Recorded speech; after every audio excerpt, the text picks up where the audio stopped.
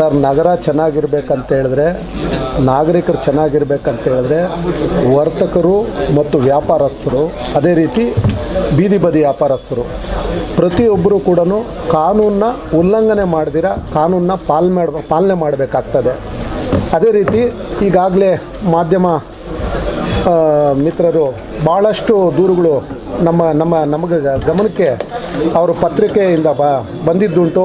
ಆದರೆ ಈ ನಗರದಲ್ಲಿ ವಾಸ ಮಾಡೋವಂಥವರು ಸ್ವತಂತ್ರವಾಗಿ ಜೀವನ ಮಾಡಬೇಕು ಅಂಥೇಳಿ ಯಾವುದೇ ರೀತಿ ಅವ್ರಿಗೆ ತೊಂದರೆ ಕೊಡ್ದಿರ ಒಂದು ರೀತಿ ಒಂದು ಸರಿ ಎರಡು ಸರಿ ಮೀಟಿಂಗ್ ಮಾಡಿ ನೋಡೋಣ, ಆಗಿಲ್ಲ ಅಂತ ಒಂದು ವೇಳೆ ಅದನ್ನೂ ಉಲ್ಲಂಘನೆ ಮಾಡಿದ್ರೆ ಕಾನೂನು ರೀತಿಯ ಕ್ರಮ ತಗೋಬೇಕು ಅಂತೇಳಿ ಈಗಾಗಲೇ ಅಧ್ಯಕ್ಷರು ನಾವು ಚರ್ಚೆ ಮಾಡಿದ್ದಾಯಿತು. ಅಧ್ಯಕ್ಷರು ಈಗಾಗಲೇ ಮೀಟಿಂಗ್ ಕರೆದಿದ್ದಾರೆ. ಅದೇ ರೀತಿ ಅವ್ರಿಗೆ ಎಲ್ಲ ರೀತಿಯಲ್ಲೂ ಕಾನೂನನ್ನು ಅರಿವು ಮೂಡಿಸೋವಂಥ ಕೆಲಸ ನಾವು ಮಾಡಿದ್ದೀವಿ ಕೂಡ.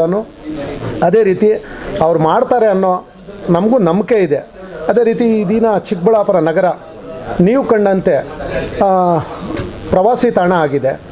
ಸುಮಾರು ಬೆಂಗಳೂರಿಂದ ಕನಿಷ್ಠ ಪಕ್ಷ KSRTCಯಿಂದ ಕನಿಷ್ಠ ಪಕ್ಷ ಒಂದು 100ರಿಂದ 200 ವೆಹಿಕಲ್ ಬರೋ ಅಂಥದ್ದನ್ನು ವಾರದಲ್ಲಿ ಶನಿವಾರ ಭಾನುವಾರ ಅತಿ ಹೆಚ್ಚಾಗ್ತಾ ಇದೆ. ಅಂಥ ಒಂದು ದಟ್ಟವಾದ ಒಂದು ಟ್ರಾಫಿಕ್ಕು ಇವೆಲ್ಲ ಕಂಟ್ರೋಲ್ ಆಗಬೇಕು ಅಂತ ಹೇಳಿದ್ರೆ, ಈ ನಗರ ಸುಂದರವಾಗಿ ಕಾಣಬೇಕಾದ್ರೆ, ಸ್ವಚ್ಛವಾಗಿ ಕಾಣಬೇಕಂದ್ರೆ ಪ್ರತಿಯೊಬ್ಬ ನಾಗರಿಕನ ವ್ಯಾಪಾರಸ್ಥನ ಜವಾಬ್ದಾರಿ ಆಗಿದೆ. ಅದೇ ರೀತಿ ಪ್ರತಿಯೊಬ್ಬ ಜನಪ್ರತಿನಿಧಿಯ ಜವಾಬ್ದಾರಿ ಕೂಡ ಆಗಿರುತ್ತೆ. ಇವರೆಲ್ಲ ಒಟ್ಟುಗೂಡಿದ್ರೆ ನಾವು ಕಾನೂನು ಪಾಲನೆ ಮಾಡಿದ್ರೆ ನಾವು ಸುಂದರ ನಗರ ಮಾಡಲಿಕ್ಕೆ ಸಾಧ್ಯ ಆಗ್ತದೆ. ಹಂಗಾಗಿ ಅವರಿಗೆ ಒಂದು ಅವಕಾಶ ಅಧ್ಯಕ್ಷರು ಈ ಸರಿ ಕೊಟ್ಟಿದ್ದಾರೆ. ಇನ್ನೊಂದು ವೇಳೆ ಆ ರೀತಿ ಅವರು ಕಾನೂನು ಪಾಲನೆ ಮಾಡಲಿಲ್ಲ ಅಂತ ಹೇಳಿದ್ರೆ ಅವರು ಕಠಿಣ ಕ್ರಮ ತಗೊಳ್ಳೋ ಅಂಥದ್ದನ್ನು ಹ್ಯಾಕ್ಟ್ ಮುಖಾಂತರ ಮಾಡೋದು ತಪ್ಪಿದ್ದಲ್ಲ. ಅದೇ ರೀತಿ ನಿಜವಾಗ್ಲೂ ಹೇಳ್ತಿದ್ದೀನಿ, ವರ್ತಕರು ಅವ್ರ ಅಂಗಡಿಗಳ ಮುಂಭಾಗ ಫುಟ್ಪಾತಲ್ಲಿ ಇಟ್ಕೊಳ್ಳೋ ಅಂಥದ್ದನ್ನು ಮಾಡ್ತಾ ಇದ್ದಾರೆ.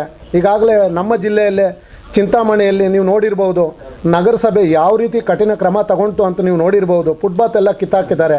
ಅಂಥ ಒಂದು ಕಠಿಣ ನಿರ್ಧಾರ ನಮ್ಮ ಅಧ್ಯಕ್ಷರು ಅದೇ ರೀತಿ ಜನಪ್ರತಿನಿಧಿಗಳು ಮಾಡೋ ಅಂಥದ್ದನ್ನು ಮಾಡಿಲ್ಲ.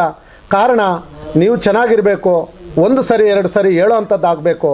ಹರಿದುಕೊಂಡ್ರೆ ಪರವಾಗಿಲ್ಲ, ಹರಿದುಕೊಂಡಿಲ್ಲ ಅಂತ ಹೇಳಿದ್ರೆ ಪಕ್ಕದ ತಾಲೂಕಲ್ಲಿ ಯಾವ ರೀತಿ ಆಯಿತು ಅಂಥ ಒಂದು ಕಠಿಣ ನಿರ್ಧಾರಗಳ ತಗೊಳ್ಳೋದು ಯಾವುದೇ ರೀತಿಯ ಅನುಮಾನ ಇಲ್ಲ. ಹಂಗಾಗಿ ಪ್ರತಿಯೊಬ್ಬರ ಯೋಗಕ್ಷೇಮ ಯೋಚನೆ ಮಾಡಿರೋರು ಆಗಿರೋದ್ರಿಂದ ತಾವು ಸಹಕರಿಸ್ತೀರಾ ಅಂತೇಳಿ, ಕಾನೂನು ಪಾಲಿಸ್ತೀರಾ ಅಂತೇಳಿ ನಿಮ್ಮ ಮಾಧ್ಯಮದ ಮುಖಾಂತರ ಮತ್ತೆ ಕಬಾಬ್ಗೆ ಪರಿಶುದ್ಧ ರಿಫೈನ್ಡ್ ಆಯಿಲ್ ನ ಬಳಸಬೇಕು ಅಂತಿದೆ. ಕೆಲವೊಬ್ರು ಪಾಮ್ ಆಯಿಲ್ ನ ಯೂಸ್ ಮಾಡ್ತಿದ್ದಾರೆ. ಅದರಿಂದ ಅಲರ್ಜಿ ಮತ್ತೆ ಬೇರೆ ಸಮಸ್ಯೆಗಳು ಬರೋ ಚಾನ್ಸಸ್ ಇರುತ್ತೆ. ಅದು ಅವ್ರ ಬಗ್ಗೆ ಏನು ಕ್ರಮ ಕೈಗೊಂತೀರಿ ಸರ್? ಈಗಾಗಲೇ ಫುಡ್ಗೆ ಸಂಬಂಧಪಟ್ಟಂಥವರು ಮೊದಲನೇ ಬಾರಿ ನಮ್ಮ ಅಧ್ಯಕ್ಷರ ಮೀಟಿಂಗ್ಗೆ ಆಹ್ವಾನ ಮಾಡಿದಾಗ ಬಂದಿದ್ದಾರೆ ಕೂಡ. ಬಹಳಷ್ಟು ಅರ್ಥಪೂರ್ಣವಾಗಿ ವಿಷಯಗಳನ್ನು ತಮ್ಮ ಮುಂದೆ ಸವಿಸ್ತಾರವಾಗಿ ಹೇಳಿದ್ದಾರೆ ಕೂಡ. ಆದರೆ ಈ ಮಾಧ್ಯಮದ ಮುಖಾಂತರ ಬಂದಿರತಕ್ಕ ಈ ಹೋಟೆಲ್ ಮಾಲೀಕರೆಲ್ಲನೂ, ಕಬಾಬ್ ಅಂಗಡಿಗಳವರು ಈಗಾಗಲೇ ನಮ್ಮ ಸಮ್ಮುಖದಲ್ಲಿ, ನಿಮ್ಮ ಸಮ್ಮುಖದಲ್ಲಿ ವೀಕ್ಷಣೆ ಮಾಡಿದ್ದಂತೂ ಅರ್ಥಕೊಳ್ತಾರೆ ಅನ್ನೋ ನಂಬಿಕೆ ಇದೆ. ಆದರೆ ಒಂದು ವೇಳೆ ಅವರು ಅದೇ ರೀತಿ ಕಾನೂನು ಉಲ್ಲಂಘನೆ ಮಾಡಿದ್ರೆ ಕ್ರಮ ತಗೊಳ್ಳೋದಂತೂ ಗ್ಯಾರಂಟಿ. ಅದೇ ರೀತಿ ಇನ್ನೊಂದು ನಾವು ನಗರದಲ್ಲಿರ್ತಕ್ಕಂಥ ನಾಗರಿಕರು ಎಲ್ಲಿ ಊಟ ಚೆನ್ನಾಗಿದೆ, ಎಲ್ಲಿ ಕಬಾಬ್ ಚೆನ್ನಾಗಿದೆ, ಎಲ್ಲಿ ಬೋಂಡ ಬಜ್ಜಿ ಚೆನ್ನಾಗಿದೆ ಅವನ್ನೆಲ್ಲ ಅರ್ಥಕೊಂಡೇ ಜನ ತಗೊಳ್ಳೋ ಅಂಥದ್ದಾಗ್ತದೆ. ಆದರೆ ಹೊರಗಡೆಯಿಂದ ಬರೋ ಅಂಥವ್ರಿಗೆ ಆರೋಗ್ಯ ಕೆಡೋ ಅಂಥದ್ದಾಗ್ತಾ ಇದೆ. ಹಂಗಾಗಿ ಅವರು ಕೂಡ ನಮ್ಮ ನಗರಕ್ಕೆ ಬಂದು ಪರ್ಚೇಸ್ ಮಾಡಿ ಅವ್ರು ತಿಂದು ಹೋಗೋ ಅಂಥವ್ರು ಹೊರಗಡೆ ಹೇಳ್ಕೊಳ್ತಾರೆ. ಚಿಕ್ಕಬಳ್ಳಾಪುರದಲ್ಲಿ ಇಂಥ ಜಾಗದಲ್ಲಿ ಹೋದರೆ ಇಂಥ ಊಟ ಸಿಗುತ್ತೆ, ಇಂಥ ಬೋಂಡ ಸಿಗುತ್ತೆ, ತುಂಬ ಚೆನ್ನಾಗಿರುತ್ತೆ ಅಂತ.